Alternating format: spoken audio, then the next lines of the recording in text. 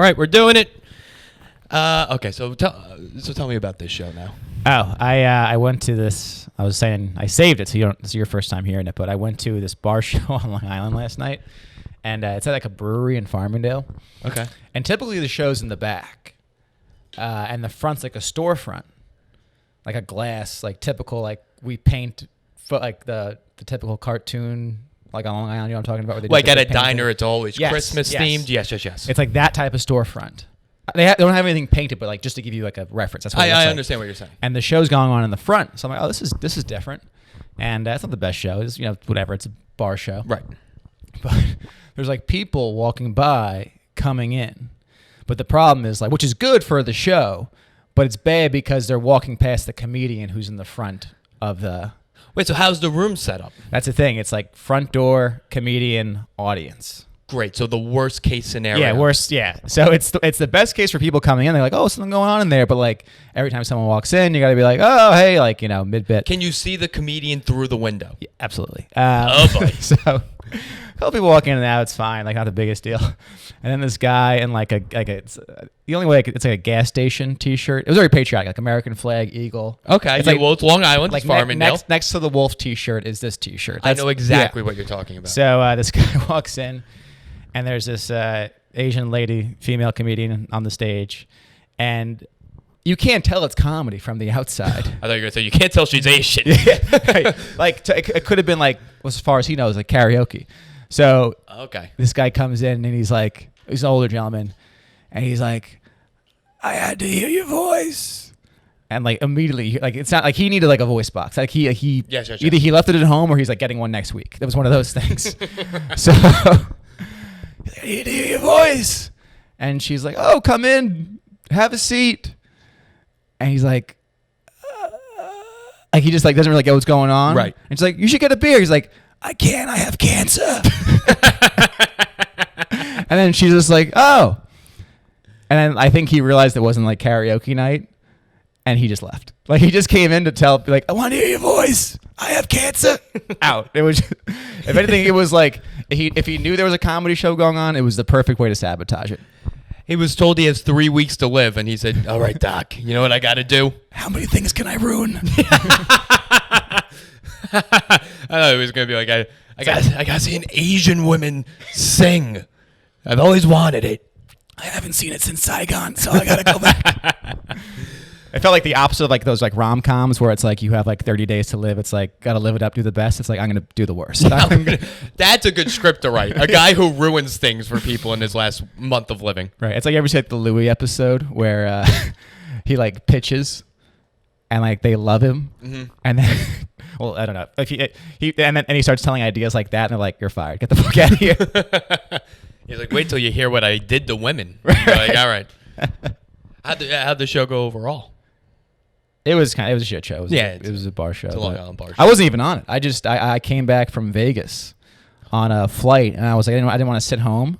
Okay. So I was like, oh, there's a bar show. Like maybe they'll throw me up type of thing. So I just went to that. And how's Vegas? Have you been? I just went in July for the first time. First time there? First time. Okay, let's talk. So where'd you stay? The Strat. Oh, I didn't even stay. It was a fly in, fly out. I had a hotel. You flew in, flew out Vegas first trip? It was like a show. It was a comedy thing. Oh boy. And I was like, I don't want to waste money. But then the hotel was like $30. It's a 5-hour flight. I know. That's not a fly in, fly out type of scenario. It is when you got the red eye on the cheap. Oh, Spirit? At JetBlue, which is the new Spirit. Oh, let me tell you, I flew Spirit and JetBlue to Vegas. It's not the same. It's so not the same. I've heard so many like hack comedians with Spirit bits recently, and JetBlue is turning into like a budget airline like as we speak. Explain. It's just like they're like starting like nickel and dime, and like not as many flights have like first class or mid. Like not that I would get that anyway. I just noticed because I've been flying a lot. Okay. And then someone else was telling me like, oh yeah, they have like really gone downhill. And I spent a lot of time on the phone changing flights with JetBlue customer service. Okay. It's not very good service. I'll tell you that much. Well, I don't assume anyone has good customer service when it comes to flights, especially now. They're like, fuck you. Yeah. We were out of business for a year. That's the other thing too. So I don't want to be too hard on JB. Listen, I flew Spirit. I had a whole plan of like, I had my cell phone charger on me. I was like, okay, I'm going to charge my phone on the plane. I'll watch a little TV. You know, well, it'll be fine. Right. No, it was a bucket. Everyone had sat in bucket seats, no TVs, no outlets. Where are you even flying JetBlue? I'm sorry, Spirit out of? I feel like they don't fly in New York. Newark. Oh, okay. I'm a Newark bitch because I live here now. That's a myth. I thought the same thing living in the West Side. I feel like that's such a myth because there's no train or bus. Like JFK, you can take public transits to. It's still like a $50 Uber to get to Newark. But what you can do is I live right by the path. You take a path over to Hoboken, cab from Hoboken to Newark. It's like $20. How long does that take though? From here to Hoboken, 15 minutes, 20 minutes. And then the cab from Hoboken to Newark? 20 minutes. Altogether, it's about the same time. You're investing the same time. Right. Okay. I don't know. I missed a flight, so I'm very I'm very pro JFK. I was a big Newark guy. I didn't even miss the flight at Newark, but because of the way I missed the flight at JFK, which was my own fault, I've just been more pro like public transit too. Well, and how close do you live to JFK from? Like home? You know, I didn't realize how... Like, I legitimately live 10 miles from JFK. Like, really? My parents live 10 miles. And my whole life growing up going to JFK, it's like an hour ride because the Belt Parkway is just a fucking nightmare. And I was in Jamaica this summer, and my buddy was going to his girlfriend's in, like, Copeg or something like that. Right. And I was like... Trash. Can I... She's very nice.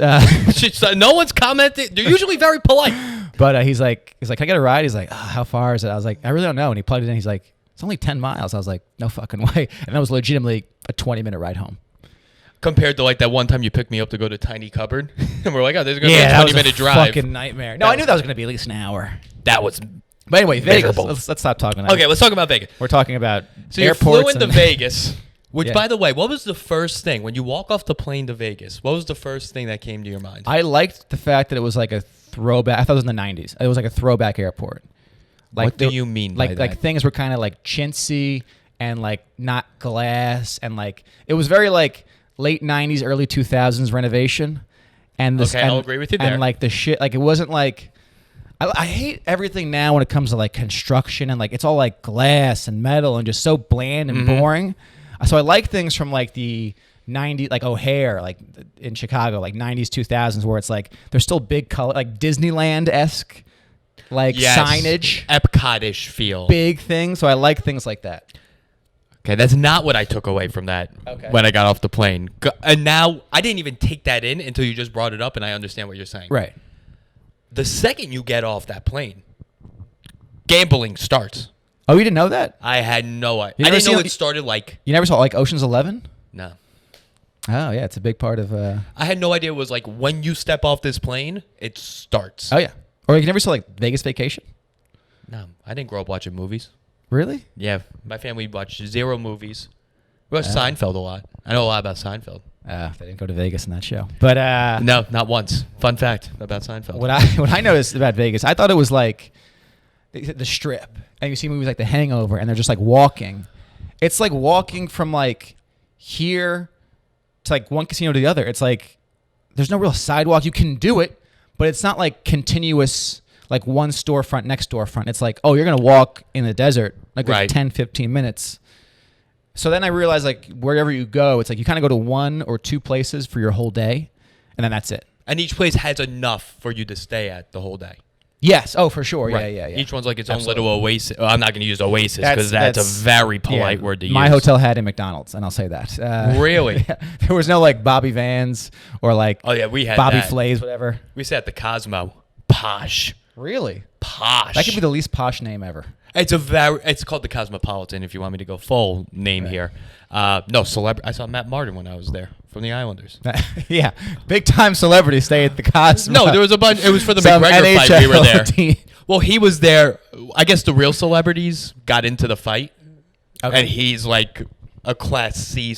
Yeah, no, he's an athlete. He's like a B-list athlete. But like he also just had a kid, so I like walked past. I was like, "You fucking Matt Martin."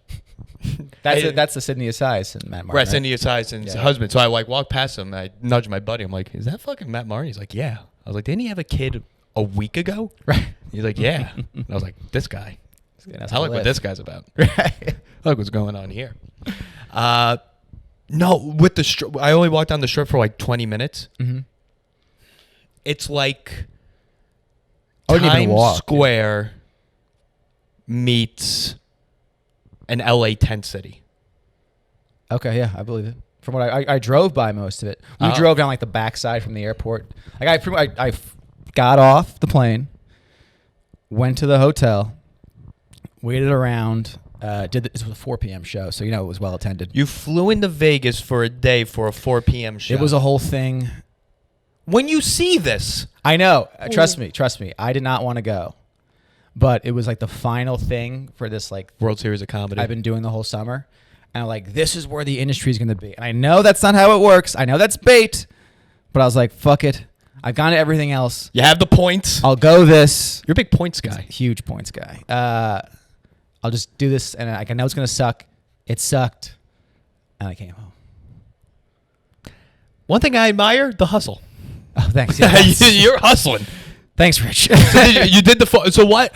Explain to me what a Vegas 4 p.m. show looks like, because I know what a New York City 4 p.m. show looks like, and it's not good. I've been to better open mics. I'll just say that. Really? Yeah. It was that bad? It was rough. It was mostly comedians. It was like in the audience. It was mostly comedians. I don't want to bet. How many people on the show? Like, how many comics? 8. That's not bad. 8 comics on the show, but the crowd was comics? Because there's so many shows going on, and I don't want to bash the World Series. Where is it? They're nice people. Where was the club? At the Strat, the hotel I was at. LA Comedy Club in the Strat, which is the hotel I was at. LA Comedy Club in the Strat. What's There's an LA Comedy Club? There's a lot of things wrong with this story. So, is it the Jimmy Kimmel Club? No, not the Jimmy Kimmel Club. I don't know where that is. That is in Vegas, though, right? It is, yeah. Yeah. Interesting. Yeah, it was not worth it. But it was one of those things where, like, if I didn't go, I'd be like, I would hear everyone that I hated that did it got like tons of work, and I'd be like, fuck, I should have went. Right. So I had to go. Okay, that's fair. Yeah. I had no idea you were there. I'm expecting you to come. I didn't want to bring it up, to be honest. Well, too late. We're doing it. I thought we were going to talk. Well, I was going to bring up at least the Gabby Petito story. I don't even know who Gabby Petito is. You don't even know what's going on with Gabby Petito? Is she the Florida girl? Well, from Long Island, lived in Florida. She got murdered? Yeah, that girl. Here's my thing with the news. I don't watch it, but I don't read it. No, but I don't. There's so much nonsense out there. The news in general, right? That like, things need to keep building for me to like catch on and like, oh, this is actually news now. Oh, it's caught on, babe. Oh, it's caught on big, and I was talking to my mom about that. She was like, I don't get why this is so big. I was like, it's probably politics fatigue. People are so fed up. This is the first non-politics thing in years where people are like, you know what? Let's just talk about something else for once. So that's why it's like the ball keeps on rolling. I think it is a part of that. I also think it's because like the news coverage didn't cover it. Social media covered it because she was a YouTube, TikTok person.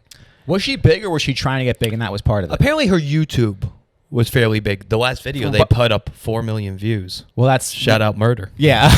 Well, when you say big, was it like 10K or 100K? I mean, we'd have to look. She has like 700,000 followers on Instagram. Now she does. Right. I don't know how much of this is how much the death was a part of it. It's like she's obviously dead. They found the remains. She's so dead, 100%. But it's one of those things like, just wait. Like this is gonna spark some psycho to like do the same thing, chop off their hand, burn it, go missing for like 6 months, have their thing build up, and then be like, I'm alive.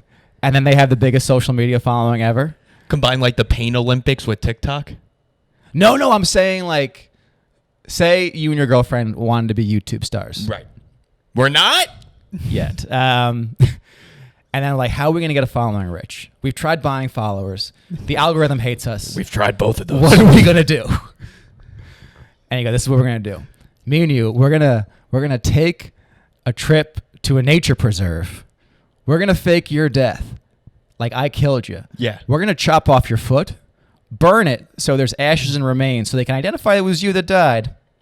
And then a couple months later, you're going to reappear with a massive following on social media. By the way, you're welcome. I was gonna say, can I take that? Can I take that idea? I'm serious. There's so many sick people out there. No, you're right. That's going to happen. Correct. That's in the future. No, you're right. I think there's because the guy's missing. But the boyfriend's still missing. I thought they found him. No. Oh, I saw some bullshit like on Instagram. It was like, what's his name? Tourette's? Laundry. Brian Laundry. Brandon Laundry. Is nothing with a T? No, Gabby Petito. Anyway, there was like, I saw this man that looked like this guy right. in Mexico or Canada or something like really? that. But it was like a very grainy photo. Dude, So I thought they had him. But my yeah, friends just- were like, if you were him, where would you go? They're writing in our group chat. This was like 2 days ago. And I'm like, first thing I would do is I did not kill my girlfriend. Right. That's probably where I would start. And Yeah. I go from there. But then I thought you would at least know a little bit about this. Well, I do. It's just one of those things like didn't watch the names. video or I need anything? one more. I've seen it on mute. I need one more week to learn names. You've seen it in yes, the yeah. I know background what's and going stuff. on, but like it's to get like real details. This seems to be in the cycle. One more week for me to really soak it in. Because really, the last step would be to find him. They've done almost everything else. And more details are coming out. Did you see that thing in the post where it's like we got a picture of his bedroom from Zillow? Really? Yeah. They tried like selling or like the house they bought. No, they tried to sell a house a couple of years ago, and they found it on like Zillow or something like that. And they showed a picture of his like bedroom, and there's like a fake gun, a picture of like a demonic looking thing, Right. And they're really like it's the post. They're really grasping at straws. Like this guy, we should have saw it coming. It's like this is like a. That's an angsty Yeah. Long Island basement. Yes, like if there was a Slipknot photo, you said he was a devil worshiper, like Right. that type of thing. So Right. Yeah. How many kids I went to high school with would be in that category? A quarter. you'd be in that category, yeah. I didn't have the posters. MC, you didn't have an MCR poster? Had 0 posters. I did have multiple Chris Angel books. Wow, that's And he only has 2. they'd be looking for your remains in gay clubs if that was the if you ever. And my dad would be like, have you checked the gay clubs? By the way, speaking of this is nuts. Not to bash the gays. All right, here we go. I wish you were gay. I need to. You wish what's going on here? I need to find like one of our like comedian friends that's a gay person. 'Cause I have a question for him. Greenspan. I'd ask him, but then I get in a phone call conversation for 2 Yeah, hours. that's a I don't whole want to thing. run that. So, but I was walking by this gay bar in my neighborhood, and I saw 2 drink minimum upon entry To be gay? to be in the bar to be in the bar, and I'm like, this has to be. Is this a gay bar thing, or is this like a karaoke bar or something? Because Name the bar. there's no signage. That's It's just like wild. a black, and I'm like, I'm just so curious. It's on Christopher Street, so I'll maybe if I ask like when I ask. I one was of our just friends- there. It's on the corner by the 1 train. No, it's right. by Hudson, by that like Lucille Ball Theater. Okay. But I'm just so curious what. I think that's the alarm to go to your apartment. Yeah, well, you're here Um, already. You beat the alarm. But I'm just so curious what that was all about. I wish you had an answer. We're going to have to consult the gays. Yeah. It is more expensive to be gay. What, isn't it? No, like their whole thing, it's like cheaper because they get more money because there's no like lady with less like wage gap nonsense going on. Are you talking about relationship gays? I'm talking about single gays. I don't know anything about the expenses of a single guy. I'm sorry. I would have to say it's an expensive lifestyle. The clothing. You don't have to buy makeup that much, but the clothing is very I don't expensive. know. I live in a gay neighborhood. They're not really wearing a lot of clothing. They're really just wearing like But like the spandex. tailoring? Oh, you're talking like high-end individuals. Yeah. I am talking about a higher end gay when it comes to this.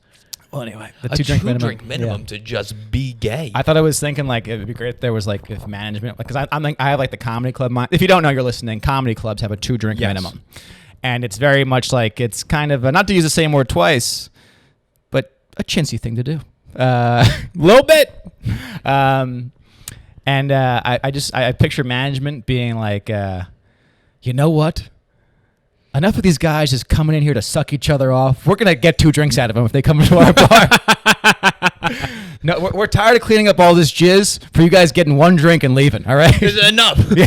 One thing I've always said about the gays, they don't drink enough. 2 of them, minimum. Also, I think drugs are big in the gay community, so it's like, Yes, poppers. I and believe. you can't buy drugs at a bar, obviously. So I was thinking maybe like Can you not? it's a druggy bar, I've seen people buy drugs almost exclusively in but bars. through the bar. The bar's business isn't selling drugs. That's also. Is that a gay thing? I'm gonna ask one gay person about this, and they're gonna be like, "This is the most offensive thing ever." I'm like, I wish I knew. I gotta find the name of the bar, so it's less. Also, I bet it's one of those things. I'm gonna ask like Mark Benjamin. I'm gonna have the name of the bar, And he's going to be like, oh, that fucking place? It's Yeah. going to be like the worst place in the world. Matt, that's the open mic of gays. That's where the bridge and tunnel crowd goes when they don't know where to go. That's right. They got barked in by someone from Times Square. Okay. Oh, you missed my show on Thursday. Barrow Street Ale Tell House. me, yeah, what happened? You ready for this? But Barrow Street Ale House, I've chronicalized. I'm not a good What's word the word person. on that? Chronicled. I chronicled on this Chronicled, pod. yes. The worst venue to work with in the history of venues. Really? I thought you were liking it at first. Physically, it's an amazing space. Okay. The owner and management is abysmal. Right. And along with the people, one individual I'm working with, if you weren't in the New York City area on Thursday, it was a torrential downpour. Yes. I heard. And had flash floods. Yes. Here's the thing about weather, Kyle. I don't know if you've encountered weather often. Mm. It's something that they predict multiple days in advance. Can I butt in? I would love if you could. I once caddied for a weatherman. And he Fill me said, in. sorry? Fill me in. He said anything but the 2-day forecast is absolute horseshit. Like the 5 days, anything past 2 days, it's like they're just lying to you. Name the weatherman. I honestly don't even know. It was years ago. I couldn't tell you. But Was it Mike Woods? I I love Mike Woods. don't even know who Gay. Mike Woods is. Fox 5, the big jacked black guy on Fox 5 News. I don't watch news. It's very clear because you don't know the Gabby Petito story. But even growing up, Mike Woods was the guy. I don't know, Gab. Do you think I know the weather? You think I know? You think I Netflix Yes, I think weatherman? you would know the weather. I know. The thing is, I was a big News 4, so I know Really? growing up. So like that's You watched Chuck News Scarborough. Who I watched know these people. News 4 in the tri-state area? My mom. That's such a odd We're big channel. Channel 4 people in my house. I'm going to have to consult with your mother. Everyone knows what the rules were. You watch Good Day New York on Fox, and then at night you watched ABC Eyewitness News. And no one watched 2 or 4. Oh, that's so funny. 'Cause Those are the rules. We're the exact opposite. You watched 2 and 4? Good Morning America to start the day on Channel 4. I'm not going to argue Good Morning America, but that's And fine. then, oh, no, what's interesting, by the way? So it's Good Morning America, and then, which is Channel 4, right? I'm almost Good positive. Morning America is ABC. Sorry, not Good Morning America. The Today Show. We'd watch, yes, Today Show. Matt Today La- Show. You were a Matt Lauer family. Huge Kirk, Matt Lauer. All right. The guy that got the band surgery, Al Roker. Like that was so. Sorry, we occasionally Good Morning America, but so it's the Today Show is in the morning on Channel 4. Oh, okay. The Tonight Show is at night at Channel 4. Yes. Back when those started, it was like morning to night. That was like the name of the program. Correct. I found this out. I was like, oh, that's so simple. And like they would like to find the right host. Like you could like Jimmy Fallon in the 1950s. If he wasn't working on the Tonight Show, they'd try him in the morning show. Like they would like hosts would like switch back and forth. Interesting. Because to them it was like the same thing. It wasn't until late night became like comedy that it was any different. It was. I had no idea. Yeah, the history of like late night is like rooted with morning shows. I had zero idea. Yeah, it's so it pretty was interesting. really a news show at night. At How it first, started. yeah. I know who changed that, Carson. There is so much more before Carson. There's Jack Parr. There's A Jack I'm Parr's bad heard with of. names, but there's like tons of people, and even like the idea of like Colgate, like the toothbrush, they had like their own Tonight Show at some point. It was like the Really? Colgate Variety Hour every night or something like that, hosted by one of these guys. There's so much interesting stuff with late night and like just news shows, like connection-wise. I had no idea. Yeah, look it up. I'm not going to tell you. I'm retarded. Yeah, well, you don't even know what's going on with the weather. Anyway, Yes, go to the weather. so we've been having people bark in the audience. That has been our number one way of getting audience. Yes. If you don't know what barking is, it's when someone is on the street and tries to sell you tickets when you have no intention of going to see comedy. Yes. So they're thrilled to be there. So they're thrilled. The crowds have been good, I will say. Okay. Even though they've been barked in, they have been good. Here's the problem when you're trying to bark in a crowd during a flash flood. No one's outside. Yeah. So why don't you just cancel the show? I won't say names, but there's 3 people that produce my show. One of them said, No, comedy's actually better when it rains, which has never been the case for me. Yeah. I haven't witnessed that. I haven't experienced that. He claimed that's how it works. Right. So that... Can I explain how this person's thinking right now? Because I know who it is, and I can out it a bit. And I also know how he's thinking, but you tell me how you think he's thinking. So this guy used to work at a club that was adjacent to the Comedy Cellar. Yes. Which has a lot of overdrafted people. And when those people always go to the other clubs next door. So that guy, he's dealing with people that don't want to be in the rain that came to see a comedy show. Yep. And those people aren't around that neighborhood. Correct. Okay. If this was McDougal Street in 2019, that's a good strategy. Great rainy day comedy. Yes. Right. During a pandemic in the West Village, yeah, it's not as great of an idea. Even it's like a couple blocks west. Like not even that few. far. Yeah. So that resulted in one person being barked in. I'm surprised you got one. She wanted to try comedy. Can I I think back you in? know where this is going to go. It is. Because it happened last night at this bar show. Someone in the audience did comedy. They got on stage for one joke. And I can't think of the joke right now, but I did kind of like it. It was a Corona joke. This guy was wearing like a cabbie hat. Older guy. He was like 40s, 50s. Oh, okay. What was the joke? He was like, let me get on the mic. And he gets on the mic. He's like, something about, he's like, want to hear a joke about Corona? He's like, you won't get it. That's funny. That was kind of fun. That's such a Long Island South then, Shore joke. I could tell he wanted to do like a mic drop, but the mic was in the stand, so he kind of just let it go. Yeah. I'm surprised he didn't just drop the stand. Yeah. He didn't just pick up the stand to drop it. I was like, that was pretty good. As far as like, I know we heard it off like some like Fox News popsicle stick. Like it was one of those things. Like, Was it? It's a good joke. Yeah, I was like, that's pretty good. Yeah, that's pretty solid. Yeah. Sorry. So anyway, this girl. So they get one person in. Okay. And my co-producer goes, all right, I'm going to start the show. And we said, there is no show. There's one person here. And he said, one's a show. And he took her downstairs, sat her down, got on stage, and started telling jokes to her. You know when you made fun of me earlier, like, wow, the hustle? That's what I heard when you said the hustle. I was like, I don't do that, though. I'm like that psycho. I mean, listen, we've both have performed for one person. Yes. Performed for one person on the same show. Yes, yeah. Twice. I performed for one person twice. Yeah, it's happened, for sure. It's happened. I didn't think people got excited for that. Was she excited? The opposite. Oh, interesting.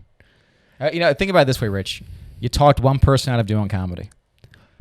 Apparently, she did well. I didn't even go downstairs. So he goes up, and me and a few of the other comics upstairs are like, you know what? We'll watch him do this because this is the most ridiculous thing in the world. Right. We go down there. We see that there's 4 people actually in the audience. Okay. So it's interesting. The guy, co-producer who was hosting the show goes, all right, let's welcome this next comic. He's a bulldozer. Richie Something. And Richie Something goes up there. He's the sloppiest 57-year-old in the world. The sloppiest. He might have been a liquid. He might have not been a solid form. He might have just been a liquid person. Skin over bones. Just flobbing all over the place. 57 years old, has a wife, kids, and roommates. I didn't know you could have a wife, kids, and roommates. This is not making any sense, yeah. Apparently him, the wife, and the kids have one room. The roommates have other rooms. Oh, it's like a flop house. It's like Hey Arnold. Yeah, but and it's very much like Hey Arnold, except not as whimsical. It's a lot sadder. And his parents are dead. I don't want to, I feel like we're like punching down. That's just a bad scenario. That's just a bad place to be in life. Oh, that was his whole set, baby. I'm talking about his roommates and his kids and his wife. Thinking back, Hey Arnold was kind of sad. Like all those people, like not the best situations in life. Didn't like one of them have didn't Oscar have like a missing daughter or something like that? Oscar had a missing daughter and his wife hated him. Or the Asian guy, Mr. Chan. Oh yeah, had the missing daughter. We need more shows like that. I feel like that show like toughens kids up. They'll be like, "This is all peaches and fucking cream out there, kids." What a ride it was growing up watching those like Nickelodeon cartoons. Oh yeah. Hey Arnold was depressing. Rocco was Modern Life. He was a sex. I wasn't allowed operator. to watch that show for a little bit. The only show I wasn't allowed to watch was Rocco's. I've watched South Park and my parents wouldn't let me watch Rocco's, and I didn't understand until I got older. What's this sex worker thing? He works a sex hotline. Like a call-in service? Yeah, like a call. Yeah. Really? Yeah. It's the whole thing. That's great. Same thing with Ren and Stimpy. I wasn't allowed to watch Ren and Stimpy, but I never really watched it. I think I got the same thing. So that wasn't a thing. And then Pinky and the Brain definitely was one too, where like it was also one of the things my parents were like, "You can't watch this," and then they just like would turn their backs, and I would just watch whatever the fuck I wanted on TV. It was one of those things. That's usually what happened. But for my parents to be like, "You can't watch this," I was like, "Oh, what?" But they were never like that. Where was I going with all this? The show, bar show, 4 people. Yeah, so then, so the one guy goes up. He was a part of the audience. So we go up to my co-producer. We're like, "Hey, I thought these aren't 4 people." He goes, "No, it's just one person. The others are comics." We're like, "How many people did you book?" We're all comics in. I used to there was comics upstairs too. Right, so it's 8 of us now in this space. It was 9 of us in the basement, 8 comics. It's like an open mic. It's fine. Yeah.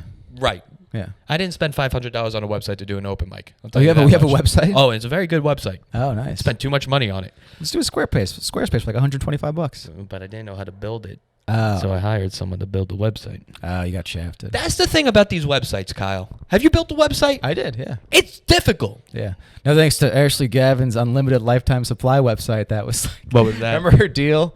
Ashley's cool. I'm just someone is more angry about this than me, but like she offered like to make comics like a website a couple years ago, and it was like lifetime. keep it alive and update it for lifetime. It's one of those things like it's not even feasible. Yeah, but like at the time we're like $100, why not? It was ridiculously. Honestly, looking back, it was one of those things. She had to be like, it's so like how dumb can these people be to think for $100 they'll have a website for their entire life? And it came out. A lot of people. Yeah. But no, she was super. I'm not shooting. She was like super helpful with mine. But when I built my own Squarespace, and then she helped me transfer the domain thing. If anything, I think she gave me a domain for like $100. No, you might have been cheated there because I spent like $50 on the domain name. Either way, it was good for what she gave me, but it's one of those things like building it yourself is way better because then you don't have to like depend on someone to do it other stuff like little things. Right. I now learned how to like work the website. Right. Is it a Squarespace? WordPress. Oh, that's a hard one to do too. Well, I was told my girlfriend said she knew how to do WordPress. I was like, "Oh, I'll do the WordPress then." And then she's like, "I did it so long ago. I don't remember how to do it." And I was like, "Well, it's there." So I just went on YouTube and I learned how to do it. But I had a short stint of like trying to like blog, and everyone was like WordPress, and I just couldn't even figure out the fucking website. So it's very difficult. Yeah. I also have a hard time reading and writing, so blogging not gonna. Wasn't your strong suit, even though you want to be a writer.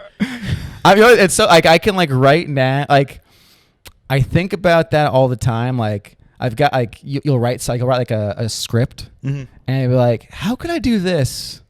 But I couldn't do it. I think you just get like more mature and older. That's possible. And like you just like your brain like learns to function more. I agree with that. Yeah, because like in high school, my mom would like she would like proofread something I'm handing in. She'd be like, "You're in the wrong classes. Like this is illiterate." Yeah. This is. I remember one time by my senior year of high school, I handed like a typical like 5-paragraph essay type of thing, and she was like, "Wow, you're actually figuring this out." And I was like 18 years old at the time. I'm like, that's not a compliment. Like I appreciate. Ma, that's my college essay. Yeah. I gotta hand this into Loyola. No college essay required for Loyola. Well, why'd you go? Hey, I had to. I'm one of those guys. I'm like still a douchebag about my SATs. I'm very proud. Yeah, good SAT. Oh, yeah. Oh, you're one of those. Yeah, very proud. A lot hasn't happened since 2009, huh? Oh yeah, no, it's but no, even though like I'm still proud. I don't give a fuck. Try to bring me down on my SATs. You won't. Are you one of those people that tells people you went to law school? No, I never bring that up. But also, Loyola, no SATs required. Yeah, you just said that. Oh, no SATs required. Yeah, no college essay. So you brag about it. Maybe was it college essay? I forget, but I don't brag about it. But like, if someone like ever brings it up, it takes a lot for me to not chime in. I'll say that much. Really? Yeah. Wow, you're real South Shore. I do remember I was applying to when I went to my guidance counselor. I was like, all right, I'm looking at like Cortland or Buffalo because it's like my budget here. And he's like, those are tough schools to get into. You should try BU or NYU. I was like, okay. Do you not know about your budget? I'm gonna bring back up the budget here. Well, also I don't think people know this. I know this going from Southside. I'm sure your guidance counselor knew too, because of the recession and like the amount of kids who got like the 9/11 tuition stipend. Even know that was a thing. State schools were in like crazy demand from like 2007 to like 2011. So like I remember I had friends who were applying to Binghamton. Binghamton's a good state school. Binghamton is arguably the best SUNY. Yeah, and they were like 1,300 in your SAT. Good luck. Like it was one of those things. Really? Like you had to be like really have your shit together to go to Binghamton. And I hated Binghamton. And our like range of like I think there were like 2 kids. I think we had like 2. We had Southside's great fucking high school, by the way. Number 1 in the state when I was there for my whole 4 years of high school. But like they would always brag about, we have like 13 or like 17 kids going to Ivies from this class type of thing. Okay. So there'd be like 2 to Cornell. How many did you graduate with? I think like under 150 or like 200. That's all South. We're a B school, yeah. Oh, really? I thought you were a bigger school. No. Because so many kids go like Chaminade and Kellenberg and Sacred Heart. Oh, that makes sense. But what's it called? Like I think like 2 kids went to Columbia. 1 kid went to Binghamton type. Like it was like not like right. 20 kids got in. Anyway, so I don't know where that came from, but SATs. I was gonna say BU. I went to apply for yes. BU, and they're like, "All right, and you need an additional essay to apply." And I was like, well, that's not gonna happen. So where am I gonna go to college now? I'm not gonna write that extra essay. I'll tell you that much. I'll tell you this. Almost the same thing happened with Loyola, but it was one of those things where it was like. It was I saw 500 words, and I was like, 500 words. And I was like, 500 characters? I'll blow this out in a minute. Like 500 characters? It was like an additional, like, what's your Jesuit value? Give me 500 characters. Like, Jesus is pretty sick. No, that's good. That's 502 characters. Calm down. Hey, that's a little too much, bud. Yeah. We don't like overachievers at Loyola. Right. Not my first choice, by the way. I'll just say that. What was your first choice? I was dead set on Lafayette. Forever. Wow. Go to Acceptance Students Day and just did not see myself going there. And then I went to Loyola Acceptance Students Day like the next Saturday, like not wanting to go there because so many people from Rockwell Center went there. Oh, really? And then I saw all these, like, it was like the campus blew me away. And there was like tons of chicks in sundresses. And I was like, going here. And then that was it. So you were always going to go the private school route. That was always going to be you. I got brainwashed. If there's any young people listening, now or in the future, don't get brainwashed into thinking like, oh, honey, you should go to like a small liberal arts school. Go to the big football school. Go to something you can cheer for. Don't get suckered in to these fucking dumb liberal arts schools. Go somewhere big and fun. Yes, I agree. I agree at the point there. Because how I approached college was, I'm the first person in my family to go to college, so no one really knew what like college was. So I asked my teachers, like, where'd you guys go? And they're like, Cortland. And I was like, that's cool. I like you guys. Tough reference. Yeah. And they're like, it's pretty cool school. I'm like, what can you do there? And they're like, well, everyone becomes a gym teacher. And I'm like, that's a pretty sick job. And then thank God you didn't look up to any gas station attendants at this point in your life. Boy, I couldn't afford that. You know what? Where am I going to Rutgers? I can't afford out of state. I gotta stay in state. So yeah, and then the price was right. I went to URI. I was almost going to go to URI because they gave me a half scholarship. Oh, okay. And then I went there, and everyone there wore no shoes and smoked weed. And I was like, this seems miserable here. Because that's just not my right. Not your cup of tea. I went to UConn. They had their own creamery on campus. Okay. And I was like, all right. Fat Apple was like, this is. I was like, what's going on here? And they're like, it's a part of the meal plan. I was like, the creamery's a part of the meal plan? I remember my parents were really into my like high school guidance counselor, and then at one point she was like pitching colleges to us, and she's like, I think it was like Hill something, like a small liberal arts upstate, like up New England type of thing. Okay. And she was like, they have a great Ben and Jerry's store on campus, and that's why my parents were like, oh, you're fucking crazy. You're just another lunatic. You're suggesting schools based on the ice cream on campus. We're not going to take your advice anymore. See, my parents would have been like, all right, what else is going on campus? What else they got to offer? Any bacon stores? Anything? Yeah. Ben and Jerry's a little liberal for us, but it is good ice cream. So what else you got to offer? It wasn't even Ben and Jerry's. It was like Haagen-Dazs or something. No, it was like the soft serve in the cafeteria was good. That still would have got us. That still would have kept me in the conversation. I'll tell you that much. What other schools? I remember we did a driving tour of all the SUNYs. We hit every SUNY in our car. We didn't go out there and look at them. That sounds like the most miserable thing ever. That's when you don't know about college. Just driving to colleges. We drove to the college and then drove around the college to see what it looked like. Which I don't really know what the goal there was. I feel like you do that with Ivy Leagues. No, usually with Ivy Leagues, you don't have to go because it's an Ivy League. This is what I'm going to do to my kids. Tell me. 8th grade. I'm going to drive them to SUNY Cortland. I'm going to say, kids, we're not getting out of the car, but look at this. And then we're gonna head east and drive around Harvard. And I'm gonna go look at this. And I go, what do you want more? Next 4 years, you can decide. And they're like, I don't know, there's a Subway at Cortland. And you're like, get the Subway out of your mind. I said that when I went to Princeton once. I went to Princeton. It was like I think I was going into junior year of high school. It was like a lacrosse tournament in the summer. Yeah. I was probably there with you. Probably. And I was like blown away by the campus. But at that point, it was like too late. It was like, if I saw this 2 years earlier, I would have worked my ass off in high school to like at least go to someplace like this. Yes. We played a few teams. But that's also why I liked Lafayette. It had the look. It didn't have the requirements. Lafayette looked like it's a really good school, and it kind of looks like the college from Animal House. But then you realize too, when you get older, like, oh, there's no town next to Lafayette. So you want a college with a town at least? Like, don't get suckered into going to one of these schools. It's in the middle of fucking nowhere with no town. I didn't realize how big of an importance a town was. Yes. My sister went to East Stroudsburg, another bad school, but had like that was a college town. Oh, it was. Okay. Yeah, that was like a good town. Like you could like get a job out of school in Stroudsburg and like. I'm not saying that's what you should do to make money, but it's a possibility. This reminds me, I was in Greensboro, North Carolina, a couple of weeks ago, and there used to be it's a nice town, and there's like a couple of colleges in the area, and so it's like a college town, and there's like Wrangler Jeans is based out of Greensboro, North so there's Carolina? there's like pairs of jeans, like statues of pairs of jeans throughout the city. What? It's kind of it's different. But then there's an odd amount of homeless people for like the city that's kind of feels like isolated in the South. And then this other comedian on one of the shows was asking like a local comic, and they're like, "Why is there so many homeless people in Greensboro?"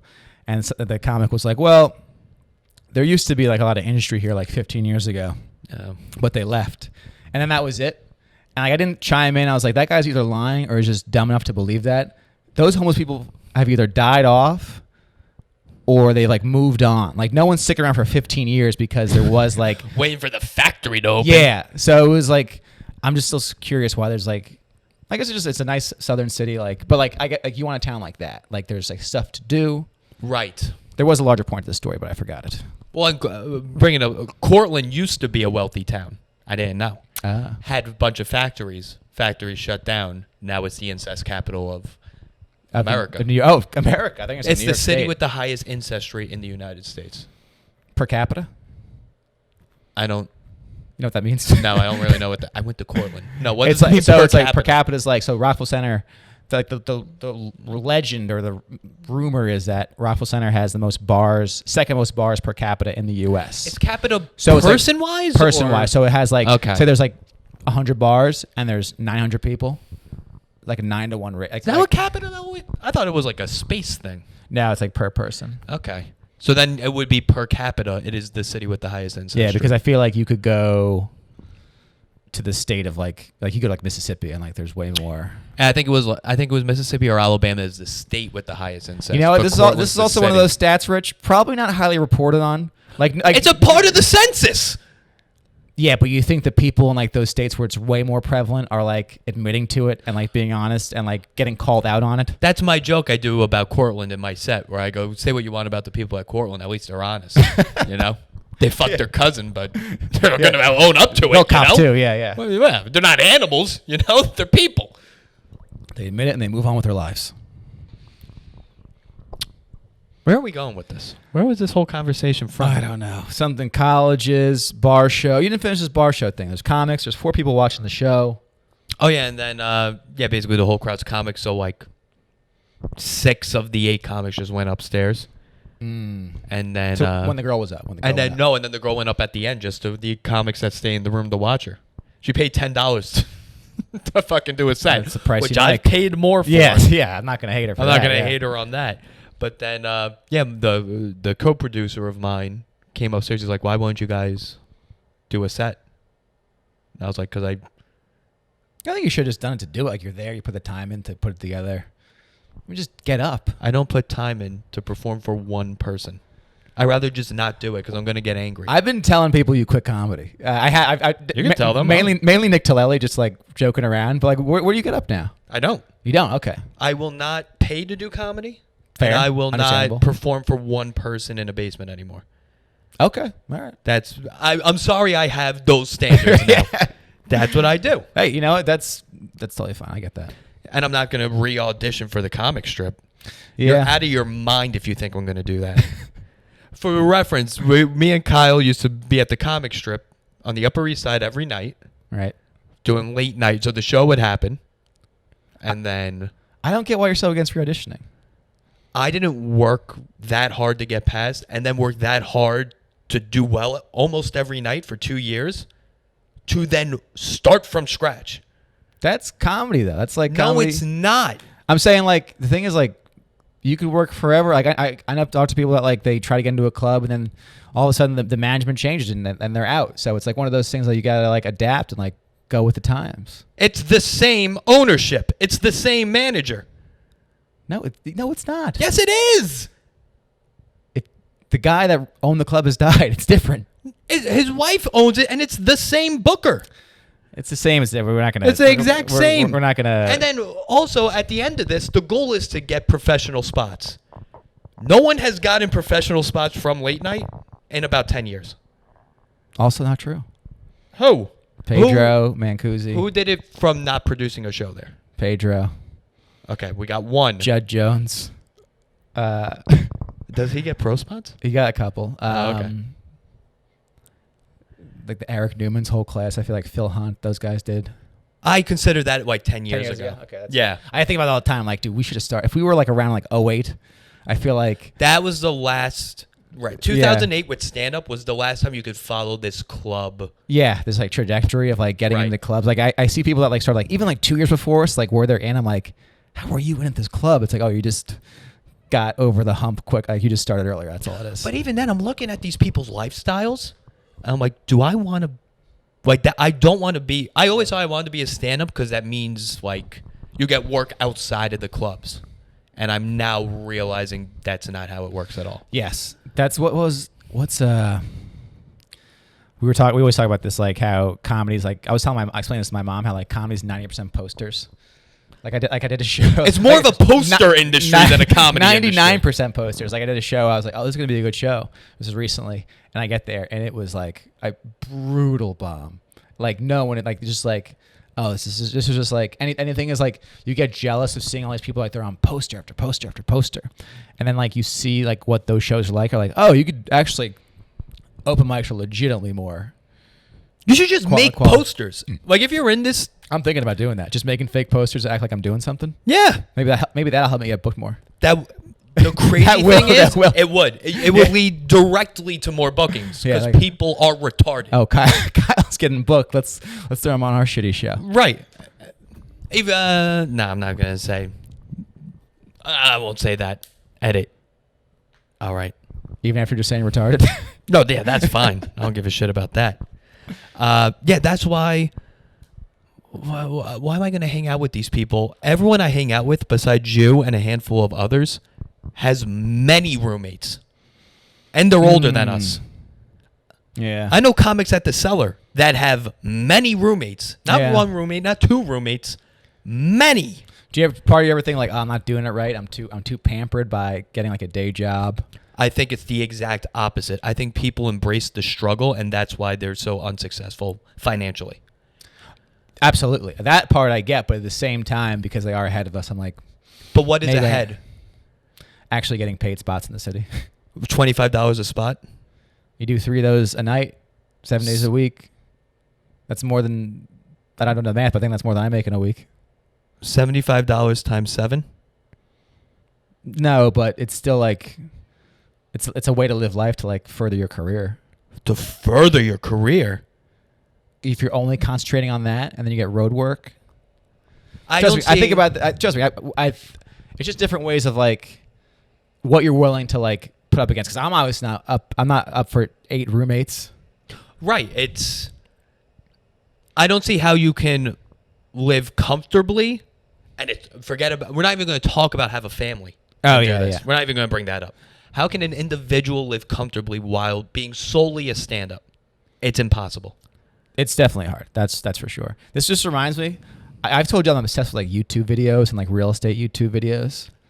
We should talk then. I have an idea. Are you getting into this? Okay. Yeah. There's this guy, I think it's Chase it's Chase. It's not going to say Chance. It's Chase Jordan, I'm pretty sure his name is. Blonde, very annoying. Extremely glasses? annoying. Yes. Yes, I watch his TikToks. Really? How obnoxious? He's extremely obnoxious, and he doesn't really know New York. He's just been around for a little bit. I completely agree. And he's just so condescending. In his YouTube videos, you really get a vibe for his condescendingness. Yes. But he keeps on showing these apartments on McDougal across from all these clubs that like they're legitimately the size of your bed. Yeah. That's the whole apartment. And it costs more than this apartment. No, it's like $1,000 a month. No. And I'm like, how do we not know comics that don't take this deal to live on McDougal? Because they're that dumb. Oh, you think they can't afford it? No, I think comics truly believe they need to live in East New York and Bushwick in order to succeed. Because we live in the city. How often does a comic come up to be like, oh, the Village or Fi-Di? It's like, you do realize we're paying the same amount for rent. And do you realize that? They're working at 7 coffee shops. Yes. And they have like a degree in finance. They think there's like nobility in like the struggle when they're just not smart enough to do it a different way. Exactly. And that's why that's why I separated myself. You're telling people I quit? Tell them, because I don't want to. But like, I don't want to be in the scene. I'm doing this intentionally because none of you have aspirations to succeed. That's one thing too, where like people think I've quit comedy. Like I've been like going out on the road like a bunch and like going like Long Island a bunch for stuff. So like I won't see someone for 2-3 weeks and they'll be like, "Oh, I thought you were like done." I'm like, "What?" Yep. I didn't go to the Pinky's bar or Joey Bats. And you think I've quit comedy? Do you even know what like the fuck like what is your goal in comedy? Do you think to be there forever? Right. I think how I'm starting to compare comics are like to bats. They have no eyesight. They can't see. They just go by heat and sonar, and they're just kind of going about. Yes. But there's really no direction. There's no like. There's a little warmth over here. They'll fly over there to see why it's warm. Oh, there's warmth over there now. They'll fly over there. That's all this is. And at no point developing any skills. Like never like writing. We're not even gonna bring up talent. Yeah. Because it truly does not matter. It doesn't matter now. Yeah. That's one thing I've. So who told me this great? Jake Velasquez. He was like, you do know, being funny is a deterrent in this business. And I was like, that's a great way to put it. Like the funnier you are, the less you'll get booked. Because people find you intimidating. And or a competition. This is more about the people that like are like just like pretty or like schmooze really good.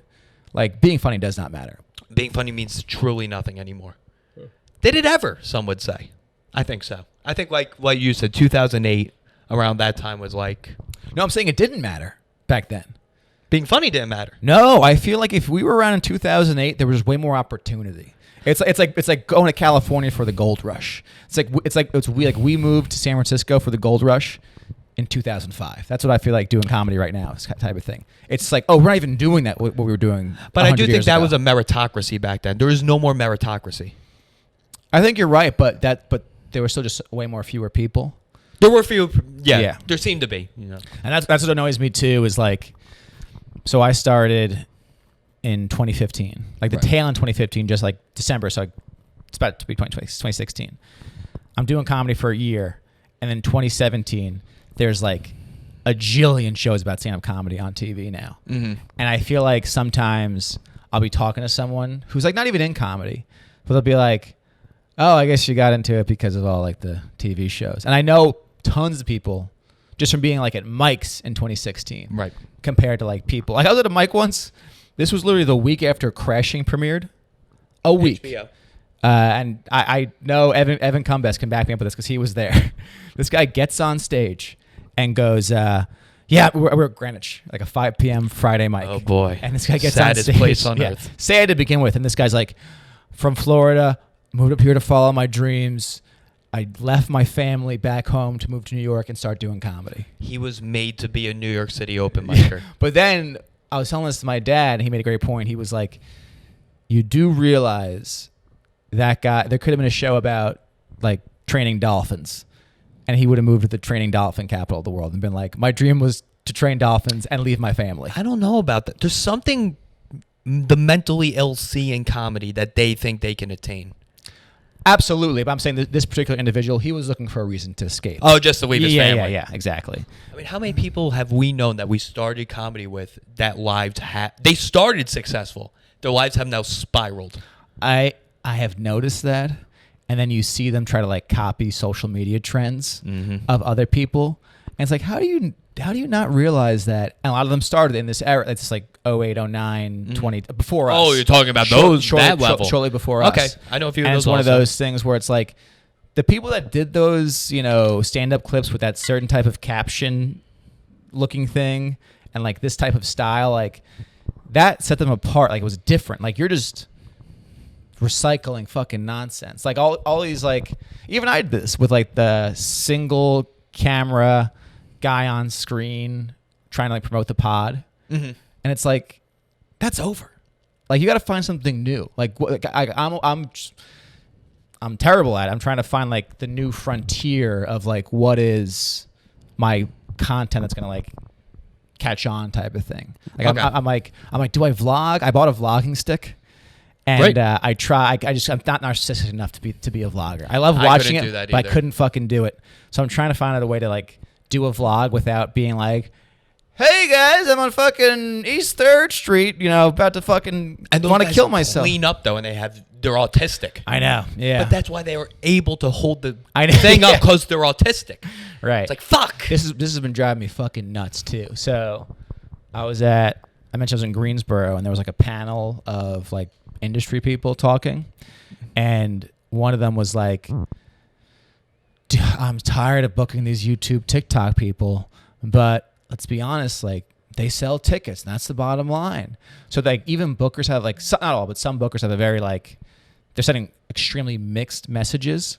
Well, it's tough on them, right? They have to meet a quota. Absolutely. That's what I get it. But it's one of those things where it's like, don't tell me you care about comedy and then complain about like, oh, I have to read another comment card from a audience member being like, this guy wasn't funny. And it's like, you booked him. And I get what you're trying to do, but then don't like, it's like there's no onus on like this. It's literal. I don't want to say what club it was, but this weekend, this booker of like a major club, he was like, I fucking hate bringers. I don't respect comedians that do bringers or produce shows at my club, blah, blah, blah.